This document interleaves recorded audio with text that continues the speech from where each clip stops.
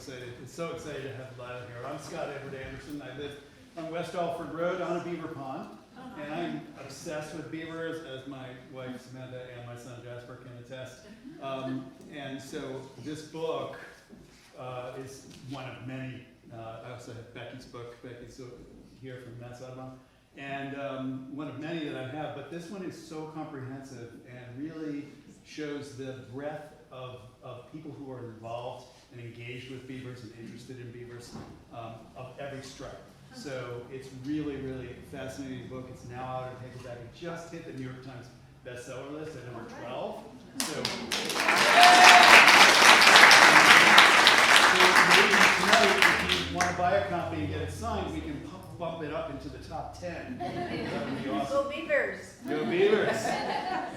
I am not going to do a lengthy read of Lila's biography here, but in fact, I think we'll just go right to the program because she is such a fascinating speaker and this is a great topic. So let's welcome Lila Phillips.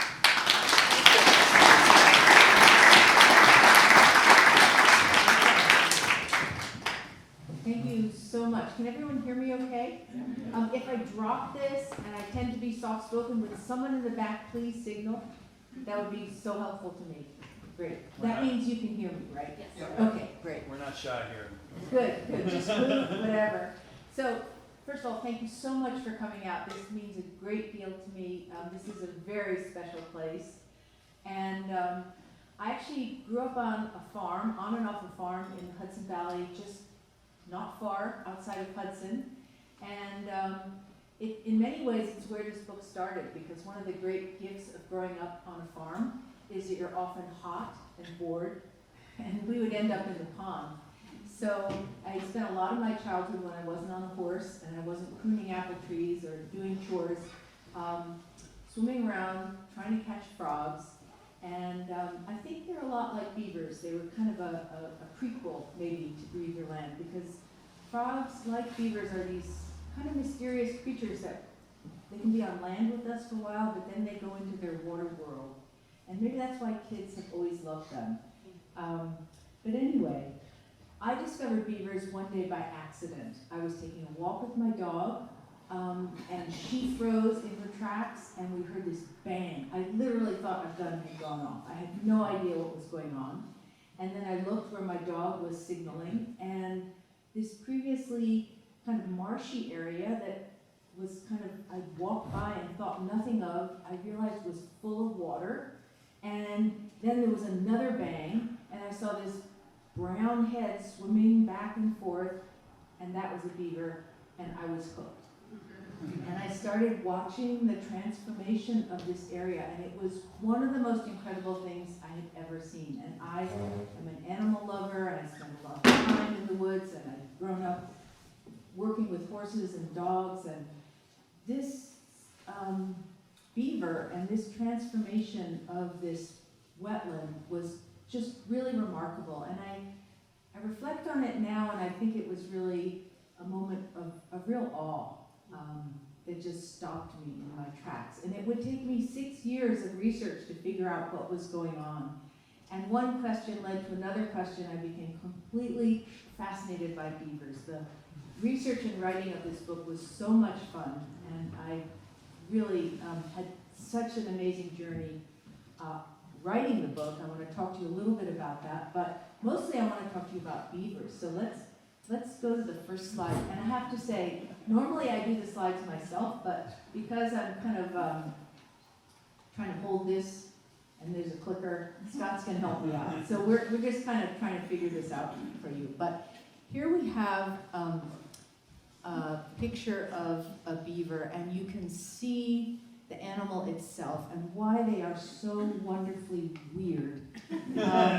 So beavers have these, kind of quizzical mammal faces and these 4 ever-growing orange teeth. They've got iron in the teeth. They're incredibly strong.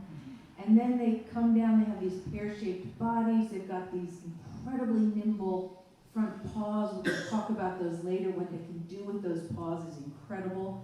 And they are bare-fingered, and they have 5 nimble, almost humanoid kind of hands get working. But that's really the end of that mammal equation, because they soon end in these goose-like hind feet and this pretty crazy paddle tail, which you see in the water behind the beaver in the other picture there. So the tail has to be my favorite feature of the beaver. It's a refrigerator during the winter. The beaver lives on fat stored in the tail. During the summer, it's like a air conditioning system. With so many blood vessels run through the tail that it's a cooling system. It's also kind of sophisticated water sensor. So what we don't know about beavers is far greater than what we do know, but it is understood now that what tends to prompt a beaver to go out and fix a broken dam, you know, if you break a hole in a dam, beavers will be out there pretty quick fixing it from wherever they are. It's not that they see you doing it, but they can feel changes in water pressure. And the thinking is that that is because of the tail. But to just back up a step, so this is the second largest rodent in the world. The largest is a capybara, and they're pretty cool too. You should Google them. But the beaver really did make America. It's not an exaggeration to say that, and it was really incredible for me to discover that. You know, we have animals that we have memorialized in this country, like bison and eagles, and I think we've kind of landed on them because they kind of fit our American vision of ourselves. They're big and majestic, and beavers just didn't fit that equation. You know, they're like 36 inches tall and they live in the mud. But beavers jump-started transatlantic trade. They got the first economies of this country started. And by the 19th century, they were really revving up the engines of capitalism in North America. So our first multimillionaire, John Jacob Astor, got his fortune with beaver pelts. And the story goes on. But it wasn't just the economies that beavers founded here. It was really the river system. So let's turn to the next slide. We're going to talk about why beavers, hold here for a second, are ecosystem engineers. But before that, beavers have really fascinated the human imagination on every continent they've been found. One of the fun things in researching and writing this book was to discover and meet so many people, present and past, who've been fascinated by beavers. So I just wanted to share a few images, these are in the book, of kind of imagined beavers. So in the 13th century, beavers were valued for their castor glands. So beavers have internal glands. Castor glands are, castor is an oil they produce, and they communicate with one another by scent, by the castor scent. So they'll mark territory, they'll find mates by exchanging castor mound scents. And by the 13th century, castor was considered a valued medicine, and it traveled on this, you know, Silk Road, and could cure everything from headaches to insanity, basically. Very valuable. And then by the 15th century, it was discovered that beaver fur, which is remarkably lustrous, something like a postage stamp size of beaver fur, has literally 126,000 strands of fur. That's as much hair as on a human head, and it's barbed. So they discovered that they could make felt out of it, and it was the strongest felt ever. It's like the Gore-Tex of its day. So people needed hats for warmth and protection, and beaver felt hats were incredibly valuable. It wasn't just fashion, it was warmth and weather protection. So by the end of the 16th century, they had wiped the beavers out of Europe for the hat-making industry. So when beavers were discovered in North America, wow. Beaver pelts shipped from North America back to London had a markup of something like 900%. So people really made fortunes on the pelts. And you can see that nobody really knew what the actual beaver looked like. They looked kind of like, I don't know, alligators sort of in the 15th century. There was some idea that they ate trees. And then I love the one in the 16th century where they look sort of like bobcats. But anyway, let's go on to the real beavers. So what really was incredible for me to realize about beavers is that while we would almost wipe them out by the end of the fur trade here, luckily we didn't. And they're probably the greatest conservation comeback story we have. We'll talk about that a little later. And so we've been able to witness them in their true role in Beaverland, which is as ecosystem engineers. So they're the only animal apart from man that creates the habitat they need to survive, which is pretty incredible. This little rodent, little. So lucky for us, they need water. So I put some slides together for you. The largest animal construction on Earth is actually a beaver dam. It's much larger than the Hoover Dam. It's 2,790 feet long. It's in northern Alberta. It's still there. You can actually go see it. But what's significant about the way beavers work is that they'll come to a stream or a creek, and they won't just build one dam. They'll build a series of dams. So pretty soon what was a thread of water becomes like a series of beads on a chain. And that creek or that stream swells out. And you can see that in this slide from Wyoming, where a series of dams has turned this previously, what was actually a degraded stream system into almost looks like a series of rice paddies of water going down. And what's also incredible about this is that the visible basin of water that we can see is just the beginning. So underneath every beaver pond is an invisible sponge of water held in the soil that's holding at least 3 times as much water as the visible basin of water you can see. So the math of how much water, how much hydrology is being held in the river system by beavers gets big really fast. So if we imagine back to Beaverland, when there were once 60 to 400 million beavers living throughout the North American continent in every watershed, the river system looked very, very different than it was today. And we've lost 50% of our wetlands. We really can't afford to lose any more.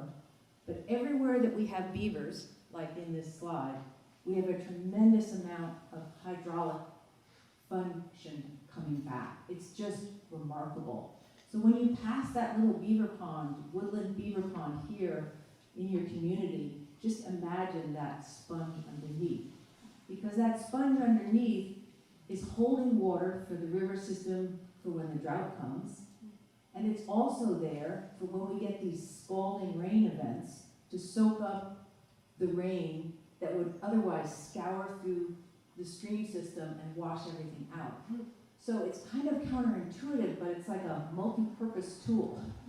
And that's why it's so incredibly valuable and why they help the river system kind of manage the water. And then you might imagine that sponge to be also like a coffee filter, because it cleanses the water as it goes down of not just sediment, but pollutants like nitrogen and phosphorus.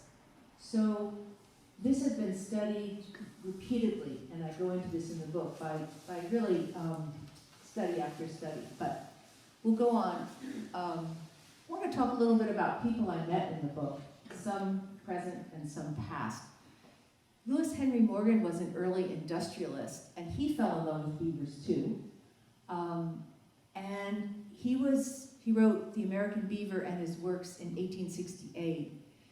And I became fascinated by Morgan for a number of reasons, but largely because he lived in that time when everyone was thinking American nature was just this resource that could be extracted without any repercussion. And he believed that too. He was engaged in building the railroads that would go into Michigan and pull out the iron ore that would lead to a lot of environmental devastation that's there today. But he inadvertently fell in love with beavers when he was fishing for trout. And he was so amazed by the beavers' constructions there that he would spend 15 summers documenting the beaver sites there. And this question of beaver intelligence really haunted him. You know, he was a railroad man and an industrialist, and he kept asking, how can they do this? It's incredible what they're building. He never really cracked the code, but he did document probably the last vestige of Beaverland, and we're really grateful that he did that. And in the book, I go back and I actually try to find some of those sites, and I do. I write a whole chapter about this, and what's incredible about that is that means that these beaver sites are not only significantly big, but they prevail, at least 150 years in this case. Another person I had a lot of fun writing about, and I want to mention here, is Dorothy Bernie Richards. And she was probably one of our first beaver advocates, and she founded probably the first beaver sanctuary in the country, definitely here in the East. And this is her seated at the table with her favorite beaver eager, and yes, she is having tea. It's a little bit of a setup, but she would dedicate her entire life to the study of beavers. In 1938, she managed to convince the state to let her take 2 wild kits that were living in beaver ponds on her property and bring them into her house and raise them so she could study them. And that was the beginning of many generations of beavers that lived with her. At one point, she had 14. There are so many incredible stories. She wrote a book called Beaver Sprite, and I would actually go and make a kind of pilgrimage to the sanctuary, find her house, and meet the 2 acolytes who have continued the tradition of her teaching. But just very briefly, what interested me about Dorothy Richards was that her work was discounted in its time. She was considered kind of the crazy beaver lady. She said beavers have a sense of humor. They exhibit reasoning. It's not just pure instinct how they do it. They're not just programmed to pick up a stick and drop it. It's much more complicated than that. And also, she observed that they had a pretty sophisticated social life because she observed the interactions with her, etc. And recently, there's a beaver that's made a social media sensation. Her name's Nibby. You can see her on social media, and she has been interesting to watch because she's a rescue beaver in Chelmsford, Massachusetts, and she gravitated toward this little soccer ball. She loves it. And in fact, she didn't seem like she wanted to be a beaver at all. She just carried this ball around like she was going to be a soccer player or something. And she didn't like sticks, she didn't like other beavers. She hardly liked water. People were getting kind of concerned. Could they ever release her into the wild? And she was quite a character. And at about a year, recently, she actually started dam building behavior. But what was interesting was she separates her sticks from her toys very, very emphatically. When her handlers try to put her toys on her dam, she gets very mad. And she exhibits a lot of the behaviors that Dorothy Richards documented. So Nibby is actually confirming a lot of the research that Dorothy reported, which I think is quite wonderful. And I plan to write something about it because I want to give Dorothy Richards a shout out. Anyway, we'll move on. Another early mentor for me was Herb Sabansky, who I write about. I'm a writer by nature, but I was trained as a journalist. So when I wanted to learn about beavers that were living near me, and particularly a little bit of a spoiler alert for those of you who haven't read the book yet, my beavers would disappear, and I would be devastated, and it would take a long time for me to figure out what had happened to them and where they went. I reached out to people and started interviewing people in my community, and I interviewed descendants of the Wabakwasit, the Algonquin people who had always lived there. and I interviewed fur trappers. And those interviews would actually impact and shape the way I did my research in libraries and archives. So we can't leave the story without at least looking at some images of John Jacob Astor, because I wanted you to see, maybe some of you have not seen a beaver hat. So I thought when I started this book that a beaver hat was like Daniel Boone. That's how ignorant I was, but that's a raccoon hat, I will discover. Beaver hats, you have to think of Mr. Darcy in London, George Washington. I was in Williamsburg the other week, and actually the Shremel, that the Hasidic community, the men wear, is made either of beaver or fisher, still today. And this is John Jacob Astor looking very pleased with himself, because that's the map of his global trade scheme, which he builds on the back of the beavers. Of course, what he didn't realize, because nobody realized back then, was that they would trap the beavers out. So by 1820, the beavers are gone. He doesn't care because he's moved on to other things. But the result, geomorphologists call the Great Drawing. So when beavers were removed from the North American landscape effectively, that much trapping went on. That's how valuable they were as a commodity. Between 1600 and 1900, so many beavers were removed that the river system was really devastated. Luckily, in the early 1900s, huge efforts were made to bring them back, starting in New York in 1905. 1914, beavers came to Connecticut, other states in the east, and they repopulated. Probably the most fun repopulation program was in Idaho in 1948. They dropped by parachute 76 beavers. First was, of course, named Geronimo. And what's interesting is NASA just did a study of those sites and discovered, no surprise to people who know about beavers, that in those very arid places of Idaho where they dropped those beavers, it's green, and the river systems are really, really resplendent refugia. So the beavers thrived and did what beavers do. But in addition to water, I just want to mention briefly, maybe we can talk about it later, gains in biodiversity from beaver wetlands are significant and are starting to gain attention. We really need to think about every little wetland as a kind of coral reef. That's how dramatically important they are to the larger ecology. So the water itself in a beaver wetland has 15 times more plankton and microbial life than wetlands without beavers. So it just cascades up from there. And 30 times, something like 30% more species of birds and animals. And anyone who's been around a beaver pond, I think, sees this and observes this. It's just remarkable. But I think the encouraging thing for all of us is, while there are, as of 2023, there was an estimated maybe 10 to 15 million beaver in North America, which is not a lot when you think of how many there were once. We're obviously not going to have beavers everywhere because we have infrastructure everywhere. We're not going to move Hartford, and we're not going to move major cities, and we're not going to move all our roads. But there are a lot of places where we can have beavers, where we just haven't thought to think about coexisting with them. And the more we can think about coexisting with them, the better off we will be. This slide from Colorado is after that major 2020 wildfire, or maybe it was 2021, I might have the date wrong, but that's actually a burn scar.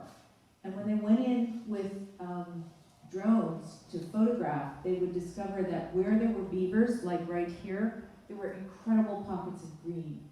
So states like California, Oregon, Washington have major statewide programs to get beavers up into the watershed for wildfire mitigation, which is really significant.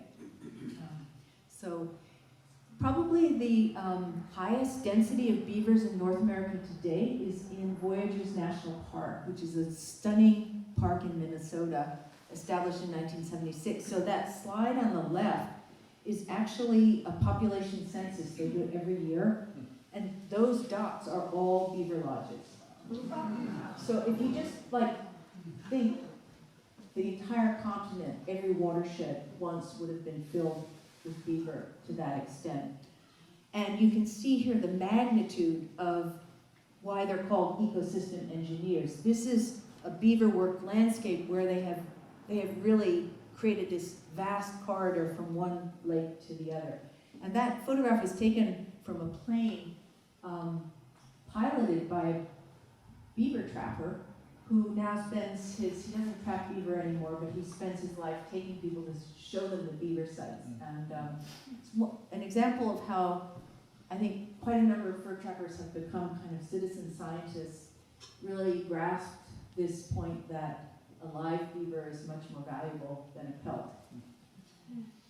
So I just want to close by talking a little bit about a beaver site that I'm watching here, because I think it will probably resonate with beaver sites that are in your neighborhood. So a week after Beaverland was published, I went out to check on my beavers. I call them my beavers. And I was devastated to discover that the dam had been broken by a human. Pond water had gone down. The lodge was exposed and the beavers were gone. It was December. Normally that would have been fatal because they would either been frozen out of the lodge, they know they can't, they're either going to get frozen out or frozen in, they have to leave. So they had left. I had no idea what had happened to them. There were parents, kits, and older kits. Normally the young will stay with the lodge until they're about 2 years old and then they'll go out. So there were at least 6 beavers living there before. But I hiked down, and to my great surprise, it was that freaky warm winter we had, and they had taken down some trees and they had started a new pond. And this is the dam. By January 20th, it was 3 feet high. By March 25th, it was 5 feet high, and they'd started a new pond. We'll go through these fairly quickly. This is the first tree they took down, and you can see that the water is starting to build up. Where I live is called a drumlin field. Basically, it's an area where the land is just going up and down like this, with these shallow valleys in between hills, kind of like around here, I think. And you've got a brook system going between them. I would find the beavers by setting up, doing what Herb had taught me to do. I made a bait pile and brought them in, but instead of trapping them in a trap, I got them on camera. There were 2. This is the female, and this is in the summer. So by summer, they were starting to make a lodge. Actually, this is April. By April, they were starting to make a lodge, which was very exciting. And this is in July. They actually did what beavers do. They made a second dam, and then they made a whole nother pond below the top one. And by July, they were making this proper, iconic lodge out of sticks there. Let's go to the next one. And by the end of July, you can see they had a beautiful 3rd dam at the bottom. Dr. Berkstead, the river scientist who I profile in the book and write about, came down and helped me measure the water and do some stats about this site. And what's interesting, if we go forward, and there's the lodge, and that's the second pond. And beavers are water farmers, so they've got their food source, water lilies and other aquatic vegetation. They have a beautiful situation. I was so proud of them because what I would discover is that these beavers were very young. They were the 2-year-olds. I don't know what happened to the rest of the family, but the 2-year-old siblings survived. What's interesting is this is the site. That arrow is where they made their pond, the dam. This is 1934, and you can see there's really no stream there and there's no pond. That's because beavers had only been reintroduced in 1914, 8 miles to the east. and they hadn't moved over in the stream system yet. There are no beavers here in 1934. But look at the next slide. 1990, the same spot.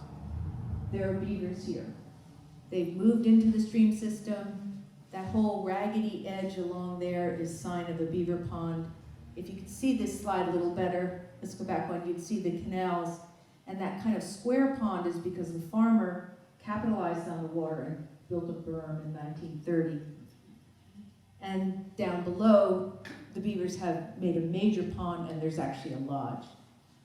But then when we go to 2016, they're gone. So they were trapped out, and the farmer has decided to keep the upper pond for water for the farm, but the stream system has basically disappeared. And in fact, on the topo maps, it doesn't even show up. The stream ends up there by the road and reappears down there by the big pond. And this is significant because that dry area, that had been dry in November. And that was the area that the beavers would go and build a dam and pond. And I hadn't seen that before. I had seen them build a dam over a stream, but I'd never seen them build a dam. And what they basically did, if we go to the next slide, they had enabled subsurface water to come up from underground. And this is pretty incredible, and this is also very, very significant. So this is the hyporheic zone, which is, under the river we can see is another river flowing under the ground. And the beavers enabled that to come up. How they knew how to do that, people are trying to figure that out now. But Dr. Berkstead helped me kind of figure out the stats on this, and we estimated that basically the pond was filling 5 gallons a minute. So these are 2 beavers, 2 years old. Within a matter of months, they have ponded almost 5 million gallons of water. That's a huge water resource they've created in not much time, which is why people get so excited, because creating this much water through an engineered response would be at least $1 million. And these 2 little teenage beavers just did it. Let's go to the next slide. So, but the story's not over yet. We're almost done, so we want to get to questions. So this is their beautiful lower pond, and you're probably thinking back to that Beaverland slide from Voyageurs National Park. So here in the crowded Connecticut East, it can happen here quickly. Beavers are incredibly adaptive. Even in a small space, they can do what they need to do. But, we'll go to the next one, and this is their beautiful lower dam. It's just gorgeous. In September, we had those heavy, heavy rains. This dam blew out. It was really heartbreaking. In fact, I had it on camera. It sounded like a train went through the woods. It was like really scary because I had a camera on this, and it just sucked it all out. The entire pond went out. Go to the next slide. I was like, where are the beavers? They were gone. Their lodge was exposed. They were back to square one. I thought maybe they'd been killed. But clever beavers, they went back to where they started. They went back to the very first site, right close to the very first tree they'd taken down. It's really interesting. And they started again right there. So they had some memory of that working out. They went up to the upper pond, flew a drone over, and look what we see. There's the upper pond, and they've started a lodge right in the middle. So they're like, we're going to go back to the up, and we're going to start again. And we're going to be right in the middle, because we didn't like being on the bank. That didn't work out so good. So, they're just incredible. They just don't give up. We'll go to the next one.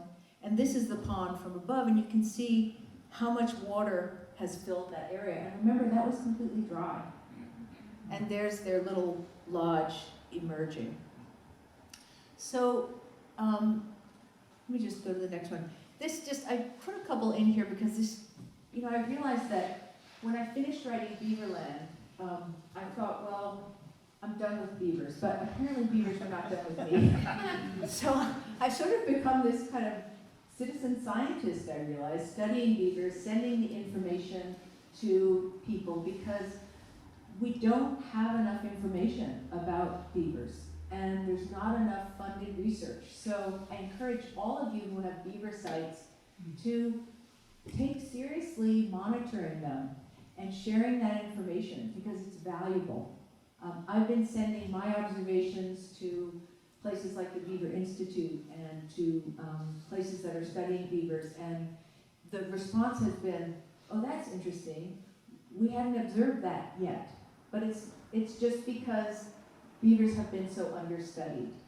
And I just want to share another side with you. Those are some like citizen scientists we know about, but you know, Vladimir Nabokov, we think about him because of Lolita, but he was actually an avid lepidopterist, and there were something like 5 butterflies named after him.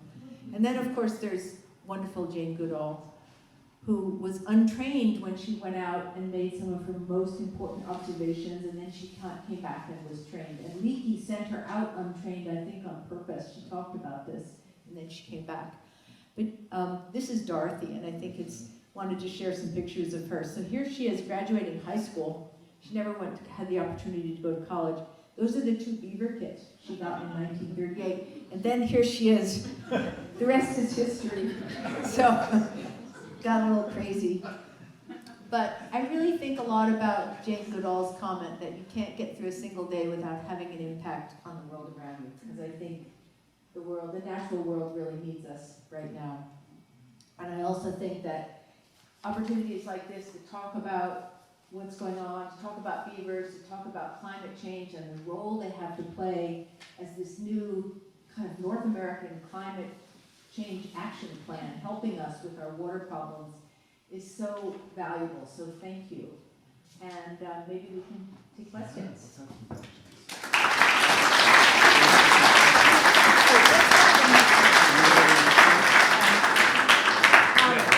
I just want to say, I put this up. These are some good resources in the Northeast. If you, the Beaver Institute is a great place. Beaver Wetlands and Wildlife is the continuation of Beaver Sprite. I have a lot of information on my Instagram, Facebook, and I'll put my card downstairs. If anybody, if we run out of time, if you have other questions, I'm happy for you to email me. Yeah. So we'll open it up for questions, but I first have one question about you said that beaver research was underfunded and that there's not enough of it. Where is the beaver research happening these days, like most significant beaver research? So that's a really great question and a really interesting one. So Dr. Jordan Kennedy, who I write about in the book, who, when I profiled her in the book, she was at Harvard. She was raised on the Blackfeet Reservation in Montana. She's now the lead scientist out at a place called Indigenous Lead in Montana, and they are doing research with bison and beavers, studying the beaver-bison kind of ecological kind of interaction.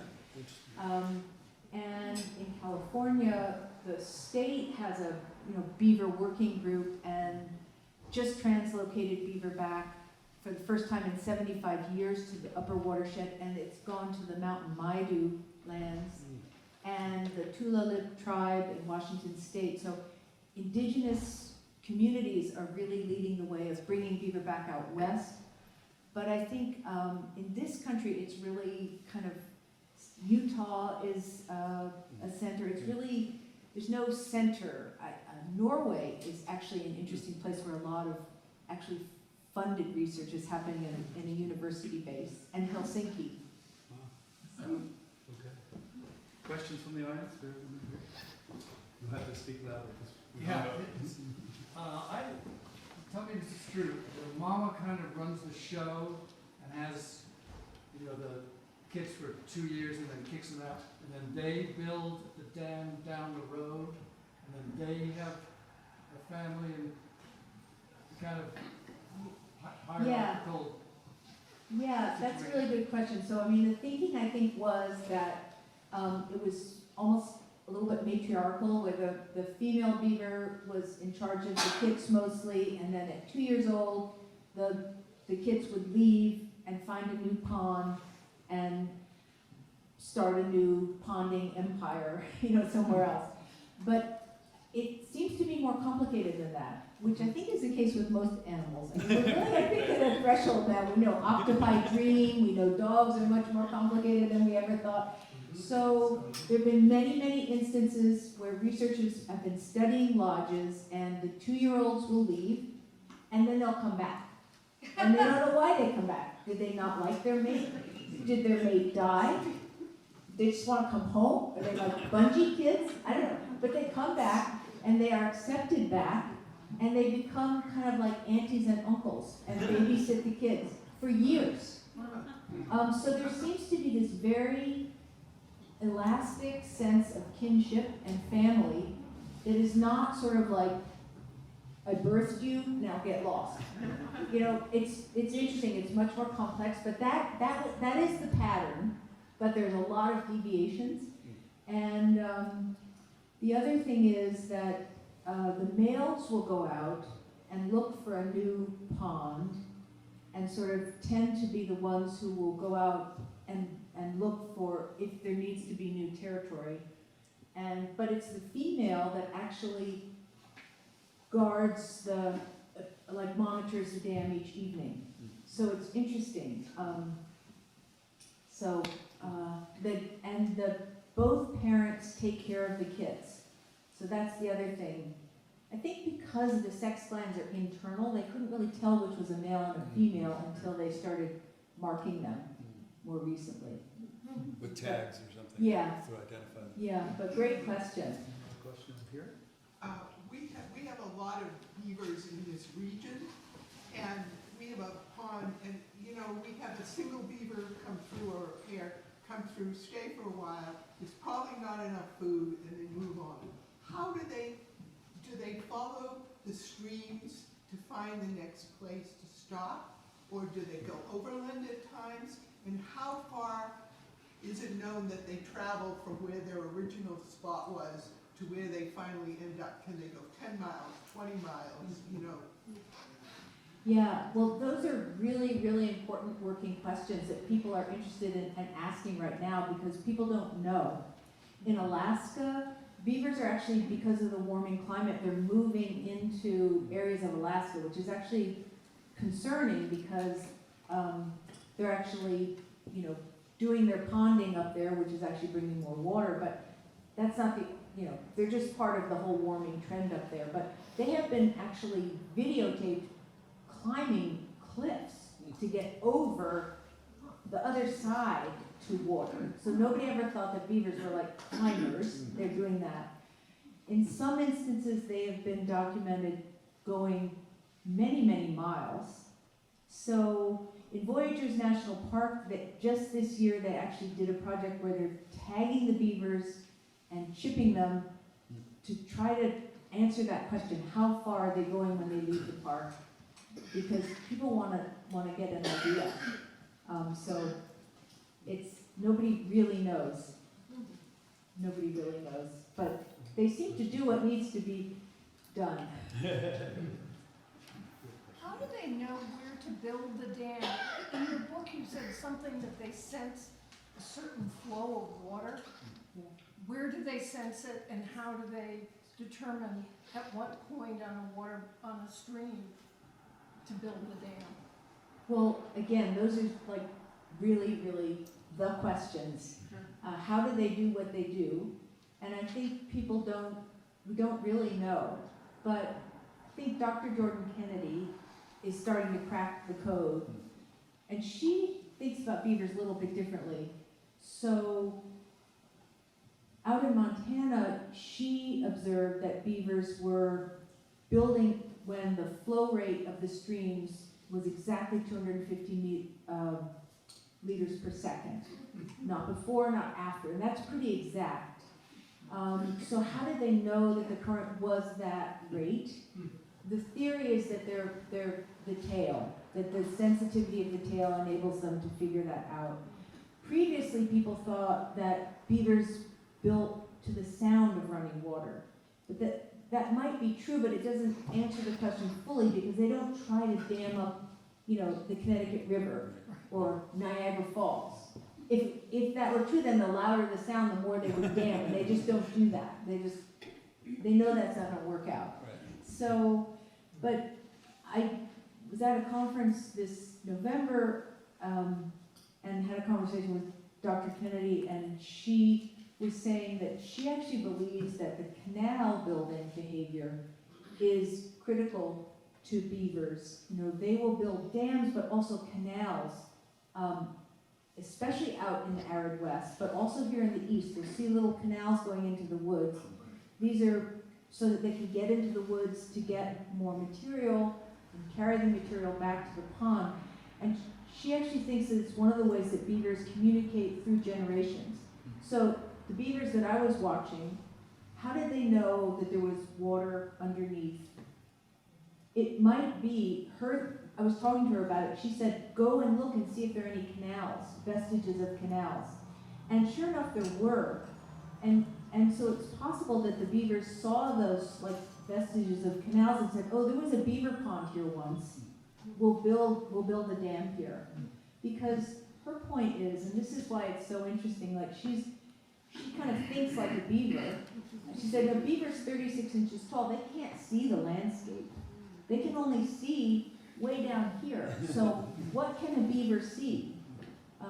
They can only see clues that are along the edge of a pond. But it's also possible that they feel some kind of vibration from below. A lot of animals can feel that. They might sense the water. Water pressure. Yeah. But going back to like the previous question, I think the other conversation that is happening here in the East now is a recognition that beavers need more support than they have had. So we've tended to think about beavers here, particularly in the East where we have a lot, as pests, because they often bring water where we don't want it.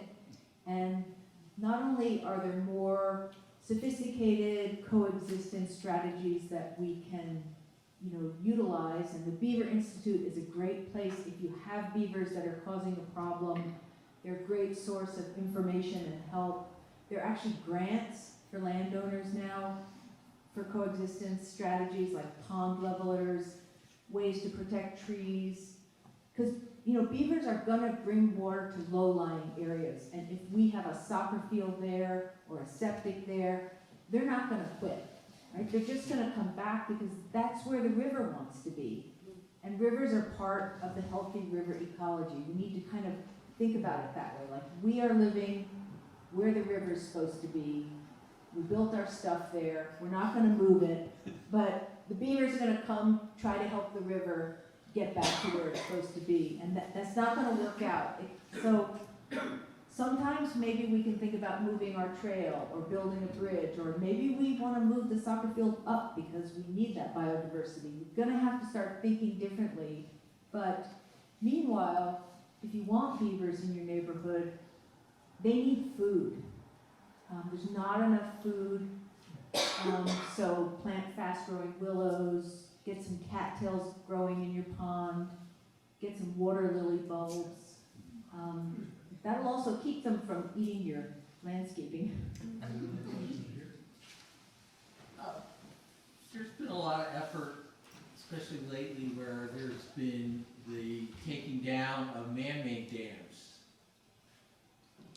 It would seem to me that in supporting those type of efforts, especially in wilderness areas where you don't have a lot of control of the water flows that are taking place there, it would seem to me they would be complementary programs. Has there been any attempts to try to bring those two together to? Yeah, no, great question. Like in Washington and in Oregon, there's dam removal going on the Klamath River. The Yurok tribe is really at the helm on the Klamath River, and in large part for salmon restoration. And the Tulalip tribe up in Washington, and they're also working to bring beavers back, because the new saying out in the Northwest is beaver taught salmon how to jump. So whereas for a long period of time, people have been removing beaver dams thinking that it was bad for fish, for cold water fish, I think now people are realizing okay, yes, salmon and trout do need stretches of water that's cold and running and fast, but they also need to eat. And if they need to eat, they need beaver ponds, because that's where the food comes from. So you can't only have fast running water for those cold water fish. So I think the thinking is changing, but in the Midwest and in the East, still a lot of dam removal, a lot of beaver dam removal, because people think it's going to be better for trout. And so, you can't have all beaver dams, but you can't have all rushing streams either. It's like a balance. I think there was a question in the back. Was there? No? What do you use for bait when you want to track them for photography? So I used fresh poplar and applewood and willow, and stuck it in the ground like it was, right off the bank, like it was growing there. And sort of, Herb had taught me this, and they could smell it, and they came right in. I actually, within like 2 days, I got a bear on camera, snuffling around. So I pushed it back in the water, because I was afraid I was bringing the 2 young beavers to their death, and also a bobcat. It was interesting, so many things came to the camera. Coyote came too, but it was more interested in me. It was like tracking my tracks. It didn't care about the beaver, because they don't like to get wet. Question in the back. But that'll work. Is there a question over there? Yes. Okay. So 40 years ago, I was on a canoe trip up in Ontario, and we went over beaver dam every so often. And one time we went over this beaver dam that was full of large stones that I couldn't imagine beavers, as I understood them, could do. But it was miles from anywhere. So I waited 40 years to ask somebody a question. Yeah, I wish you had a picture of that. Yeah. Oh, I know. Wow. Well, that's beavers, and they will work together to push those stones up there. And my 2-year-old beavers, after their dam blew out, they put stones on the upper dam. So it was interesting to me, they went like, there was some cause and effect, like, that didn't work too good, so we better do something different up here. Because I hadn't seen stones on top of the dam before. They weren't so big, but they were still like trying to change it up. I have a recommendation. I came across on Nova a video about beavers, and it takes place in Britain, where they said beavers had gone extinct, and the scientists dropped a camera into this dam, and you see the beavers on this platform, like, so they're away from the water, Oh, in the lodge. and they do In the show lodge, yes, I see them that. moving the rocks. Yes. It's a really fascinating piece of video. They tend to kind of like tuck them under their chin sometimes. Yeah. The rehab beaver often does that with squash and other things, Yeah. and carrying all these vegetables and everything. It's Yeah. amazing to watch. There's a hilarious zoo in Japan that I watched, because I used to live in Japan, and I found this live feed, and what they do is they put apples and carrots and squash in a storeroom, and then they open the beavers up and they let them go through the zoo and go to the storeroom and get stuff and drag it back to their beaver place. And then they have footage of the beavers like carrying like handfuls of carrots and squash. It's really fun. One of the best ones that I saw was when a beaver tasted watermelon for the first time, and the face, it was eating this watermelon. I mean, literally, it was like a cartoon beaver. There was a question over here, I think. Yes. What? Yeah. So we have a very interesting situation, not even a quarter of a mile from where we are, relative to beavers. We have Lennox Mountain right here. We have multiple streams that come down off the mountain, not to mention snow melt and water rain and rain and everything else that comes down. And they all feed into, they don't all feed in, but there's a huge beaver dam, huge beaver pond. Nice. It's very threatening to many homes are actually imperiled from, if that beaver dam breaches, Mm. there are people who are screwed downstream. It's huge, and it's gotten huger and huger and huger. I'm not bashing beavers at all. Right. And I really appreciate your Yeah. talk about this, but those beavers are imperiling homes that are downstream from it. And I don't know what the resolution of this system is, or the situation is. I mean, these beavers are very, very happy. So Their that, habitat has grown yeah. and grown and grown. I mean, that is a good situation to get somebody in there to look at it. There are people like, you know, at the Beaver Institute, there's a whole Beaver Corps of people. I would get someone there to help you troubleshoot that and figure out what can be done before you get a scalding rain event and the dam gets blown out. Because we are gonna have flooding. You're gonna have flooding even without that. I mean, even without the beavers, you're gonna have flooding. We know we're gonna have extreme rain events in the Northeast and a weather It's all whiplash. about wetter and wetter and wetter. Yeah, And the beavers are really contributing to that. And with that, Marsh. yeah, I think the Yeah. Beaver Institute, Yeah. Beaver Yeah. Institute. I'll Yeah. just read you one little thing here. Virtually trapped out of Massachusetts by the late 1700s, this is Natural History of Western Massachusetts. Beavers have slowly moved back into most parts of the state, helped by regulated trapping season and wildlife restoration programs. However, they're not uncommon in the east. In 1928, beavers were discovered in West Stockbridge, the first recorded occurrence of any beavers in the state since 1750. In 1946, there were an estimated 300 beavers in 45 colonies. nice. There used to be a baseball team in West Yeah. Stockbridge. So it's just a Yeah. very We have scary time for one more situation. question over here. I saw a question in the back. Yeah, okay, right there. Could you talk a little about, you mentioned earlier about their feet, the front feet and the back feet, Oh, yeah, and what yeah. the purposes and Yeah. how they're different and all that stuff. So they have 4 paws that they don't use for swimming. They use that really for building, and that's what Incredibly dexterous too. incredibly dexterous. So in one of the slides, you saw the female beaver actually holding a little twig. They'll actually hold it like a baton, and I've seen them. I have to put this down. they'll like bite it at just like, it's almost like they're measuring it at length, and they will cut different lengths for their building purposes on both the lodge and the dam. So it just feels like they're like measuring it with their hands and they cut it. So they're very dexterous that way. They also, I've watched them roll up lily pads and they eat them almost like hot dogs. It's hilarious. They'll be back in the water.